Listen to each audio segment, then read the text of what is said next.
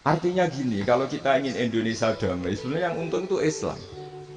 Karena Tuhan yang menciptakan langit dan bumi tentu nggak akan diperbandingkan atau akan dikalahkan oleh Tuhan yang lahirnya saja sudah di bumi. Misalnya kita menjual Tuhan Allah, siapa itu yang menciptakan langit bumi, yang ada sebelum langit bumi? Bandingkan dengan Tuhan yang lahirnya di bumi. Ada tanggal lahirnya, ada aktenya, kan sudah ribet kan? Begitu juga kalau memperbandingkan tokoh. Muhammad itu siapa? Tokoh yang bisa menyatukan pan Arabik, tokoh yang begini-begini, yang sayang istri, sayang keluarga. Dibandingkan dengan tokoh Abu Jahal, Abu Lahab yang corong jauh penggaweannya yang merugikan orang lain. Akhirnya orang itu mulai tertarik sama Islam. Makanya kata Az-Zuhri pakai bahasa dulu, falam yaklim ahadun bil Islam. Tapi kalau sekarang yang populer itu bahasa yatakallam. Sebenarnya yang benar itu bahasa kalimah yaklimu kalaman, karena masdarnya itu kalam, berarti sulasi nopo mujarrad. Tapi di fiilnya itu mujarradnya enggak kelaku. Jadi di fiilnya takallama ya takallamu, tapi untuk masdarnya yang kelaku kalaman. Jadi ini agak unik, agak enggak lazim. Mestinya kan takallama ya takallamu takalluman, tapi di masdarnya kalam populer, tapi di fiilnya tidak populer. Saya teruskan ya. Ini penting sekali. Jadi menjual Islam, kalau boleh dibahasakan menjual, itu tetap enak dalam kondisi damai. Karena kalau kita perang, itu bawaannya kalau ketemu ya perang. Kalau ketemu perang, sehingga orang itu rakober diskusi loh. Saat benernya Islam sampai kafir itu bener di. Karena tidak kober diskusi, tidak sempat diskusi, orang yang milih yang kafir. Karena yang mayoritas yang kuat.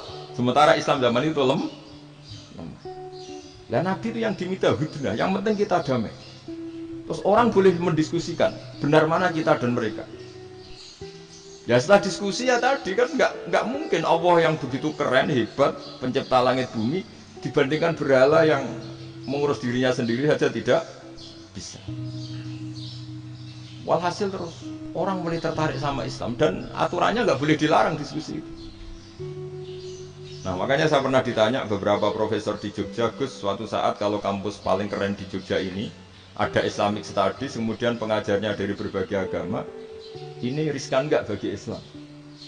Saya jawab, asal yang didiskusikan Islam itu nggak masalah. Yang repot itu nak umat Islam. Karena kalau umat Islam yang jadi percontohan, banyak raja yang dolim, banyak pemimpin Muslim yang dolim, terus identik dengan Islam itu jadi dolim kan ribet. Ya kalau pas umat Islam, kalau Islam yang kumat kan jadi masalah kan. Nah ini kan terus jadi beda umat Islam sama Islam yang lagi apa? Kumat.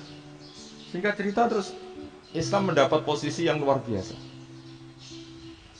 Nah makanya di sini diistilahkan falam makanatil hudnah, ketika ada perdamaian wa amanan nasu ba'dum ba'do, orang merasa aman, itu fatafawadu fil hadis wal munazaah. Mereka berdebat, munazaah itu berdebat. Keren mana konsep Muhammad dengan konsep Abu Jahal?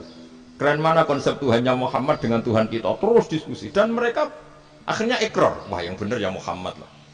Di mana-mana Tuhan tuh ya sebelum langit dan bumi, di mana-mana Tuhan ya punya reputasi menciptakan. Masa Tuhan reputasinya diciptakan kayak berhala dan sebagainya. Ibadah juga gitu. Ibadah wong kafir itu kalau tawaf itu telanjang, ibadah Muhammad santun pakai pakaian, terus akhirnya mereka mulai tertarik Islam.